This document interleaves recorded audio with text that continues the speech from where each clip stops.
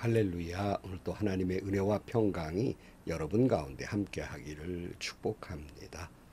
오늘도 말씀을 통해서 내게 주시는 하나님의 말씀을 듣는 은혜로운 시간이 되기를 축복합니다. 이 시간 하나님께서 우리에게 허락해 주신 말씀은 열왕기하 9장 14절에서 26절 말씀입니다. 그리하여 님시의 손자이며 여호사밧의 아들인 예후는 요람을 칠 모의를 하게 되었다. 그때에 요람은 이스라엘 전군을 이끌고 시리아 왕 하사엘과 맞서서 길르앗의 라못을 지키고 있었다.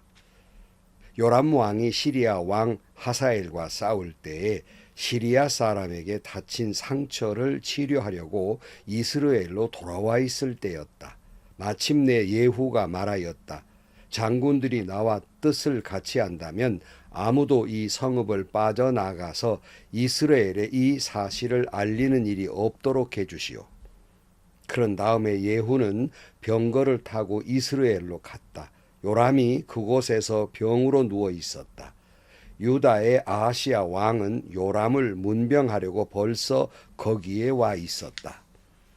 이스라엘의 망대 위에 서 있는 파수병이 예후의 군대가 오는 것을 보고 웬 군대가 오고 있습니다 하고 외쳤다. 그러자 요람이 말하였다. 기마병을 보내어 그들을 만나 평화의 소식이냐고 물어보아라. 그리하여 기마병은 그들을 만나러 가서 말하였다. 임금님께서 평화의 소식이냐고 물어보라 하셨소. 그러자 예후가 말하였다. 평화의 소식인지 아닌지가 너와 무슨 상관이 있느냐. 너는 내 뒤를 따르라. 파수병이 왕에게 보고하였다. 그들에게 간 전령이 돌아오지 않습니다. 그리하여 왕이 두 번째 기마병을 보내자 그가 그들에게 가서 말하였다. 임금님께서 평화의 소식이냐고 물어보라 하셨소. 그러자 예후가 말하였다. 평화의 소식인지 아닌지가 너와 무슨 상관이 있느냐. 너는 내 뒤를 따르라. 파수병이 왕에게 또 보고하였다. 그들에게 간 전령이 또 돌아오지 않습니다. 그런데 미친 듯이 말을 모는 모습이 님시의 아들 예후와 비슷합니다. 이 말을 듣자 요람은 병거를 준비하라 하고 명령하였다.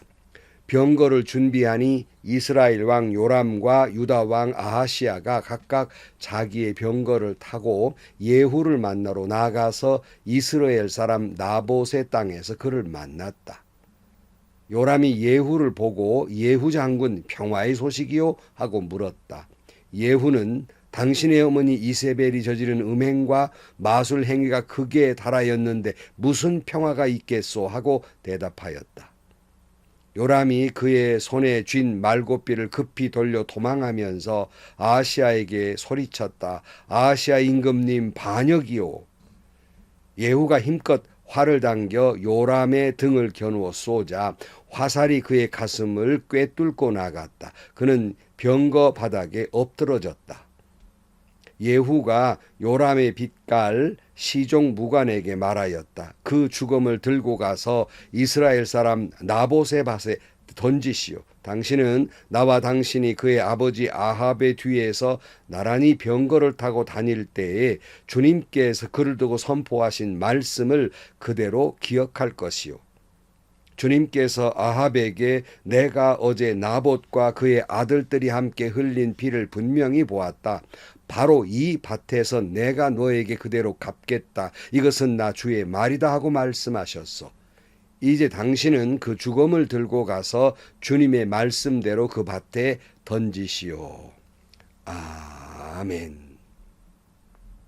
우리나라 인사말에 안녕하세요라고 하는 인사말이 있지요.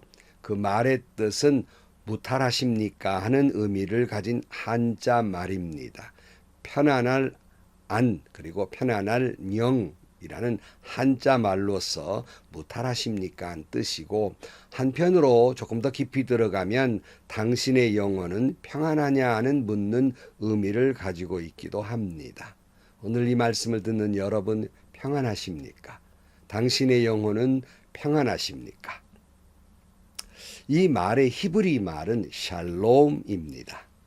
우리가 샬롬을 어떤 환경적 요인의 평안을 생각하는데 히브리 사람들의 샬롬은 어떤 우리 환경적 요인의 평안을 묻는 것이 아니라 무탈하냐고 묻고 있는 것이 아니라 관계의 평안입니다. 인간적 관계가 아니라 하나님과의 관계가 평안하냐 하는 물음이라는 말씀입니다. 하나님과의 영적 관계가 평안하냐는 질문이에요. 그렇다면 여러분에게 또 묻습니다. 성도 여러분, 샬롬입니까? 하나님과의 관계에서 여러분의 영혼은 평안하십니까? 오늘 이 말씀을 드리는 것은 유독 오늘 본문에 평안이란 말이 굉장히 많이 나옵니다. 평안의 의미가 뭘까? 오늘 본문에 끔찍한 이야기가 나오고 있습니다만은 참 대비적으로 평안을 묻고 있어요. 오늘 본문에 보면 엘리사의 시종에 의해서 왕이 된 예후는 지금 왕으로 있는 요람을 배반하고 그를 죽이려고 달려들고 있습니다. 당시의 북이스라엘은 그 시리아의 전쟁에서 이제 치열한 전쟁을 하고 있었는데 이때 요람 왕은 부상을 당합니다. 그래서 오늘 16절 말씀에 보면 그런 다음에 예후는 병거를 타고 이스라엘로 갔다. 요람이 그곳에서 병으로 누워 있었다. 유다의 아하시야 왕은 요람을 문병하려고 벌써 거기에 와 있었다. 마침 이 사위잖아요. 이 유다의 아하시야 왕이 사돈 간의 관계가 이스라엘과 계속 지속되고 있었기 때문에 문병을 온 거예요. 막루에 서 있던 파수병이 보니까 어디서 큰 그 먼지를 일으키면서 병거와 군대가 온단 말입니다. 깜짝 놀라서 군대가 오고 있다고 보고를 하니까 요람이 군 전령을 보내서 전왕이 평안하냐를 물으라는 거예요. 평안하냐고 물으라는 건 전왕이 편안하냐는 것을 질문입니다. 가서 이 전령들이 가서 임금이 평안을 묻고 있습니다. 그랬더니 너와 무슨 상관이냐? 나를 따르라. 그러고 뒤를 따라오게 됩니다. 첫 번째 전령이 돌아오지 않으니까 두 번째 전령을 또 보내요. 또 돌아오지 않습니다. 똑같은 이야기가 반복돼요. 돌아오지 않는다고 파수병이 보고를 하면서 이런 보고를 합니다. 20절 말씀에 보면 파수병이 왕에게 또 보고하였다. 그들에게 한 전령이 또 돌아오지 않습니다. 그런데 미친 듯이 말을 모는 모습이 님시의 아들 예후와 비슷합니다.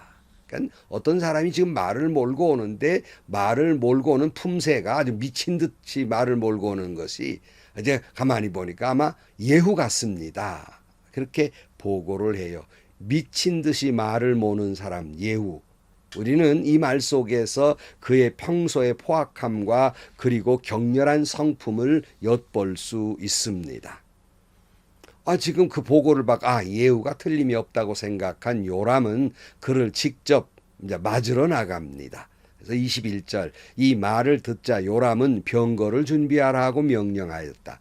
병거를 준비하니 이스라엘 왕 요람과 유다 왕 아하시야가 각각 자기의 병거를 타고 예후를 만나러 나가서 이스라엘 사람 나봇의 땅에서 그를 만났다. 요람이 예후를 보고 예후 장군 평화의 소식이요 하고 물었다. 예후는 당신의 어머니 이세벨이 저지른 음행과 마술 행위가 극기에 달하였는데 무슨 평화가 있겠소 하고 대답하였다.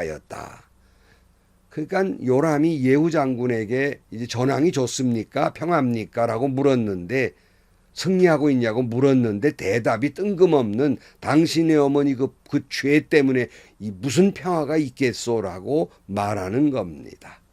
근데 여기서 여러분 공교로운 것이 이들의 만나는 장소예요.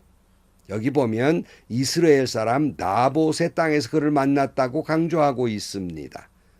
그것은 바로 이 이야기와 그리고 이세벨의 죄 때문에 평안하지 못하다는 이야기는 아주 밀접한 관계가 있는 거예요. 그렇다면 여기서 우리는 나봇의 이야기를 다시 기억을 되살려야 합니다. 열왕기상 21장을 볼 때 이미 같이 다루었습니다마는 그 유명한 나봇의 포도원의 이야기예요. 어느 날 아합 왕이 이렇게 보니까 어떤 사람의 땅에 딱 사서 그 정원을 꾸미면 좋겠다 이렇게 생각하고 보니까 나봇의 포도원이었어요. 근데 나봇은 왕이 돈을 얼마인지 주겠다는 말에도 거절을 합니다. 왜냐하면 이거 하나님이 주신 땅인데 율법적으로 이 땅은 팔 수 없는 땅이니까 안 됩니다. 그랬어요. 그러면 그만 둘 일이지. 왕이란 사람이 그 정도 일을 가지고 가서 침대에 병나버려요. 그리고 먹지도 않습니다. 가만히 보니까 자기 남편이 그러고 있거든요. 이세벨이 그 땅 반드시 당신에게 주겠다고 약속을 하고는 이제 사람과 짭니다. 그래서 이제 그 거짓 증인들을 짜서 이 나봇이란 사람이 하나님과 임금을 모욕했다고 이렇게 거짓 증언을 해서 돌로 쳐 죽인 사건이 있었습니다. 이때 하나님이 엘리야를 보내서 저 지금 이 아합 왕이 그런 잘못을 저질렀다고 이야기 좀 하라고 하나님의 명령에 의해서 그가 이제 아합 왕에게 가지요. 그것이 열왕기상 21장 20절 말씀에 있습니다. 아합은 엘리야를 보자 이렇게 말하였다. 내 원수야, 내가 또 나를 찾아왔느냐. 그러자 엘리야가 대답하였다. 그렇습니다. 이렇게 또 찾아왔습니다. 임금님께서는 목숨을 팔아가면서까지 주님께서 보시기에 악한 일만 하십니다. 내가 너에게 재앙을 내려 너를 쓸어버리되 너 아합 가문에 속한 남자는 종이든지 자유인이든지 씨도 남기지 않고 이스라엘 가운데에서 없애버리겠다. 내가 이스라엘 사람에게 죄를 짓게 해서 나를 분노하게 하였으니 내가 내 가문을 느밧의 아들 여로보암의 가문처럼 또 아하시아의 아들 바하사의 가문처럼 되게 하겠다. 주님께서도 이세벨을 두고서도 개들이 이스라엘 성 밖에서 이세벨의 죽음을 찢어 먹을 것이다 하고 말씀하셨다. 아합의 가문에 속한 사람은 성 안에서 죽으며 개들이 찢어 먹을 것이고 성 밖에서 죽으면 하늘의 새들이 쪼아 먹을 것이라고 하셨습니다. 예언을 일찍이 했거든요. 지금 이 장면은 하필이면 그 나봇의 그 포도원에서 만난 거예요. 그리고 바로 이 그들의 잘못에 대한 심판이 그 자리에서 그대로 이루어지고 있는 거예요. 그 심판을 지금 예후가 하고 있는 겁니다. 본문으로 돌아가 23절 말씀. 요람이 그의 손에 쥔 말고삐를 급히 돌려 도망하면서 아하시아에게 소리쳤다. 아하시아 임금님 반역이요. 예후가 힘껏 활을 당겨 요람의 등을 겨누어 쏘자 화살이 그 가슴을 꿰뚫고 나갔다. 그는 병거 바닥에 엎드려졌다. 예후가 요람의 빛깔 시종무관에게 말하였다. 그의 죽음을 들고 가서 이스라엘 사람 나봇의 밭에 던지시오. 당신은 나와 당신이 그의 아버지 아합의 뒤에서 나란히 병거를 타고 다닐 때 주님께서 그를 두고 선포하신 말씀을 그대로 기억할 것이요.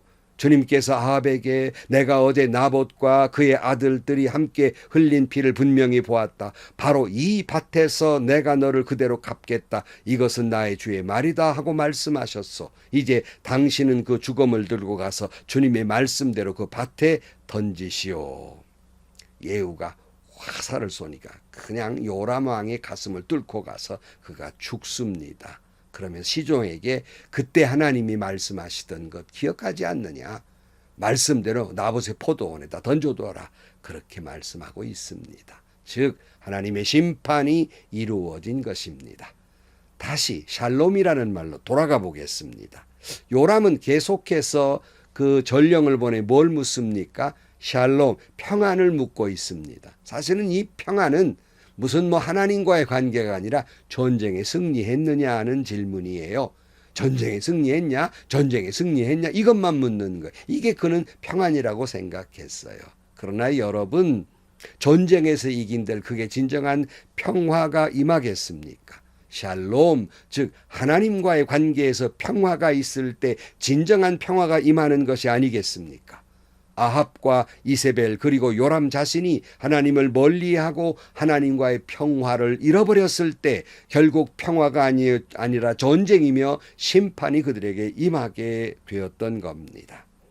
성도 여러분, 우리가 세상을 살면서 진정한 평화는 일반인들이 생각하는 것처럼 돈 많고 건강하고 지위와 명예가 그저 높아지고 자식들 잘 되고 이런 것을 평안이라고 생각하십니까? 일시적인 평안은 올 수가 있겠습니다. 그러나 진정한 영원한 평안은 아닙니다.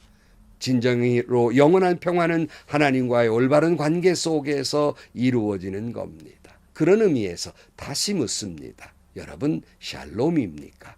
여러분의 영혼은 지금 하나님과의 관계에서 평안을 누리고 있습니까? 주님께서 이렇게 말씀하셨습니다. 요한복음 14장 27절 말씀에 나는 평화를 너에게 남겨준다. 나는 내 평화를 너희에게 준다. 내가 너에게 주는 평화는 세상이 주는 것과 같지 않다. 너희는 마음에 근심하지도 말고 두려워하지도 말아라. 또 성도 여러분, 하나님과의 샬롬, 평화의 관계, 사랑의 아름다운 관계를 이룸으로 말미암아서 여러분에게 영원한 평화가 임하고, 이에 따라서 여러분이 하는 일도 가정도 평화가 있기를, 안녕하시기를 주의 이름으로 축복합니다. 기도하시겠습니다.